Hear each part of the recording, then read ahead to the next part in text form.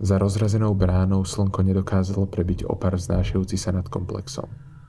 Prízračnosť holých múrov a roztlčených okien mi zamrazila pod na bruchu. Sme snad ani povolenie nepotrebovali, ha? Z hlasu mu vyprchalo prvotné nadšenie. Auto sa posúvalo krokom a obaja sme sledovali čierne šmuhy tiahnuce sa po parkovisku. Pred niečím utekal? Vysvetľovalo by to, prečo sa tak ponáhľal. Ale prečo dole nebrzdil? Aquaplaning, hovorím ti.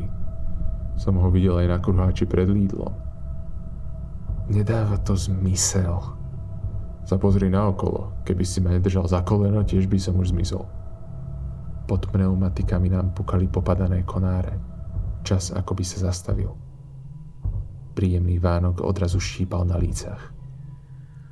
Dano skočil na brzdy a oboch nás hodilo dopredu. Motor zabuchotal a skapal. Nasledoval som jeho natiahnutý ukazovák.